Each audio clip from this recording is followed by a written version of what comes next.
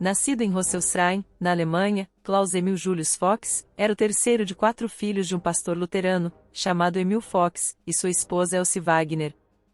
Seu pai serviu no exército durante a Primeira Guerra Mundial, e mais tarde tornou-se pacifista e socialista, juntando-se ao Partido Social Democrata da Alemanha em 1921. Na escola, Fox e seus irmãos ficaram conhecidos como Raposas Vermelhas, e eram insultados por conta de opiniões políticas de seu pai. Estudando na Universidade de Leipzig e posteriormente na Universidade de Kiel, onde teve contato com a política, ingressando no Partido Social Democrata da Alemanha, e no Partido Comunista da Alemanha em 1932, junto com seus 3 irmãos. Ele e seu irmão Gerard eram palestrantes ativos em reuniões públicas, e ocasionalmente tentavam interromper encontros de partidários de Hitler. Numa dessas tentativas, acabou agredido e atirado num rio. Quando Hitler chegou ao poder em janeiro de 1933, decidiu deixar Kiel, onde existiam muitos extremistas, e ele era um conhecido membro do Partido Comunista, se matriculando no Instituto Kaiser Wilhelm de Física em Berlim. A reunião do Partido Comunista em Berlim foi realizada em segredo. Seus colegas pediram que continuasse com seus estudos em outro país. Fox se escondeu por 5 meses no apartamento de um amigo comunista. Em agosto de 1933, participando de uma conferência antifascista em Paris, conheceu Ronald e Jessie Gunn, um casal inglês que o convidou para morar com eles em Clapton, mudando-se para a Inglaterra em 24 de setembro de 1933. Jessie Gunn era herdeira da Imperial Tobacco e benfeitores da Universidade de Bristol. Ela conseguiu para Fox um encontro com Neville Mott, professor de física de Bristol, e ele concordou em orientá-lo como assistente de pesquisa. Mott não achava que o jovem seria um bom professor, então arranjou-lhe um posto de pesquisa na Universidade de Edimburgo, onde trabalhou com Max Born, que também era um refugiado alemão. Fox publicou artigos com Born no Proceedings of the Royal Society. Ele também concluiu um doutorado em ciências em Edimburgo. Ao iniciar-se a Segunda Guerra Mundial, os cidadãos alemães na Grã-Bretanha foram confinados, e Fox foi posto num campo na ilha de Maine, posteriormente sendo transferido para Quebec, no Canadá, entre junho e dezembro de 1940. No entanto, um professor interveio, fazendo com que o libertassem. No início de 1941, regressou a Edimburgo, onde foi convidado a trabalhar no projeto de armamento nuclear britânico. Apesar das restrições impostas pela guerra, foi-lhe concedida a cidadania britânica, em 1942. Confessando que após a invasão alemã à União Soviética, em 1941, começou a transmitir segredos militares aos soviéticos, acreditando que eles tinham direito a saber sobre os assuntos em que o Reino Unido e os Estados Unidos trabalhavam secretamente. As datas nas quais as informações começaram a ser passadas são inconsistentes e variam muito de acordo com as fontes. Ele também afirmara que contactou um antigo amigo comunista da Alemanha, que o aproximou de uma pessoa influente na embaixada soviética na Grã-Bretanha. Essa pessoa era Jürgen Kaczynski, que agora lecionava na London School of Economics. Kaczynski o colocou em contato com Simon Davidovich Kremer, de codinome Alexander, secretário do adido militar na embaixada da União Soviética, que trabalhava na diretoria de inteligência militar estrangeira do Exército Vermelho.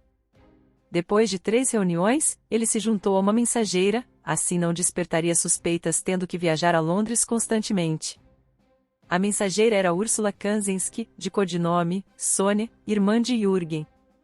Ela era uma comunista alemã e major da inteligência militar soviética, uma agente experiente que tinha trabalhado com a rede de espionagem no Extremo Oriente. No final de 1943, Fox, usando o pseudônimo Hash, e mudando para Charles em maio de 1944, foi transferido para Columbia University, em Nova York, para trabalhar no enriquecimento de urânio, integrando o Projeto Manhattan.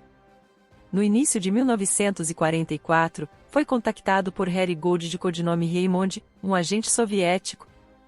A partir de agosto de 1944, na divisão de Física Teórica no Laboratório Nacional de Los Alamos, no Novo México, foi autor de várias técnicas para calcular a quantidade de energia de uma amálgama passível de fissão, como o ainda usado método Fox-Nordheim.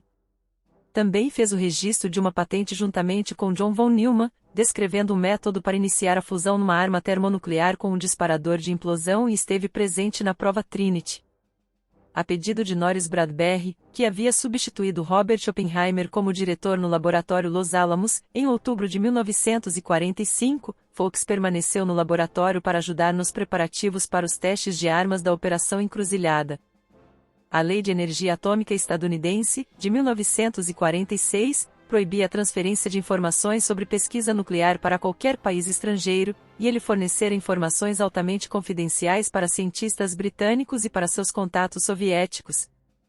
Entre o outono de 1947 e maio de 1949, foi passado para Feklissov, o oficial que o chefiava, o principal esboço teórico para a criação de uma bomba de hidrogênio e os esboços iniciais para o seu desenvolvimento, em 1948. Além disso, ele entregou os resultados de estudos das bombas de plutônio e urânio. Com estes dados, a União Soviética pôde calcular o número de bombas atômicas que os Estados Unidos teriam. Com isso, sabia-se que não possuíam armas nucleares suficientes para enfrentar o bloqueio de Berlim e os comunistas na China, ao mesmo tempo. Ele confessara em 1945 que havia passado informações detalhadas sobre o projeto, através do mensageiro Harry Gold, e informações sobre a bomba de hidrogênio, entre 1946 e 1947. Fowlkes participou em 1947 de uma conferência do Comitê de Política Combinada, que foi criado para facilitar o intercâmbio entre os mais altos níveis de governo estadunidenses, britânicos e canadenses. Retornando à Inglaterra, ao Centro de Investigação de Energia Atômica em Arvell, em 1946, ele foi interpelado por oficiais de serviços secretos, como resultado da decifração de códigos soviéticos, conhecida como Projeto Venona. Submetido a um interrogatório longo, realizado pelo MI5, onde confessou em janeiro de 1950. Além disso, disse a quem o interrogava, que o serviço secreto soviético tinha um agente na Califórnia, que os informava sobre estudos da separação eletromagnética de urânio, em 1942, ou mesmo antes. Foi processado e declarado culpado em 1º de março de 1950, sendo sentenciado a 14 anos de prisão, o máximo possível por passar segredos militares a uma nação aliada. Uma semana depois do veredito, em 7 de março, a União Soviética publicou uma concisa declaração negando que Fowlkes tenha atuado como espião no serviço soviético. Sua confissão aos serviços secretos britânicos e norte-americanos foram usadas nas acusações de Harry Gold, de David Gringlas e de Ethel e Julius Rosenberg, nos Estados Unidos. Foi-lhe retirada a cidadania britânica, em dezembro de 1950. Especula-se que ele tenha confessado para evitar a pena de morte, mas de acordo com um de seus interrogadores, ele acreditava que ao confessar, poderia voltar a trabalhar em Arvell. Fowlkes liberdade em 23 de junho de 1959, depois de cumprir 9 anos e 4 meses de sua pena, recebendo permissão para retornar a Dresden, na Alemanha Oriental. Na chegada ao aeroporto de Berlim, foi recebido por Margaret Keilson, uma amiga da época de estudante de militância comunista. Eles se casaram em 9 de setembro de 1959. O físico Hans Bethe, diretor da divisão técnica do Projeto Manhattan, certa vez afirmou que Fowlkes foi o único físico que conheceu a realmente mudar a história. Devido à forma como o diretor administrativo soviético Lavrent Beria atuava, não é possível saber se a informação passada tivera impacto substancial no projeto soviético. Além disso, considerando que o progresso do programa soviético era definido em primeiro lugar pela quantidade de urânio que podiam produzir, é muito difícil para os historiadores precisar quanto tempo a informação teria os ajudado. Alguns cientistas que trabalharam no programa revelaram que os dados de Fowlkes teriam colocado obstáculos ao trabalho, pois Beria insistia que a primeira bomba, a Joe 1, deveria parecer-se com a bomba de plutônio estadunidense, a Fat Man, tanto quanto fosse possível, mesmo quando tinham descoberto várias melhorias e diferentes desenhos, para desenvolver armas mais eficazes. Outra discussão está relacionada à utilidade da informação sobre a bomba de hidrogênio, e se ela realmente teria sido útil. Grande parte de historiadores concordam com a avaliação, na qual concluiu-se que na época que Fowlkes deixou o programa termonuclear, no verão de 1946, havia muito pouco conhecimento relativo a esse mecanismo. O bem-sucedido desenho de Teller-Ullon, conhecido na União Soviética como a terceira ideia de Sakharov, foi descoberto em 1951. Físicos soviéticos afirmaram que é possível constatar tal como fizeram os norte-americanos, que os desenhos iniciais propostos por Fowlkes e Edward Teller eram inúteis. Embora trabalhos realizados pelo físico German Goncharov tenham indicado que o estudo inicial de Fowlkes, cujas cópias estavam disponíveis para os soviéticos, não tem ajudado os Estados Unidos nos seus esforços para conseguir uma bomba de hidrogênio, mas estava muito mais perto da solução final, e que de fato incentivou a investigação soviética a tratar problemas úteis que resultariam, eventualmente, numa solução correta.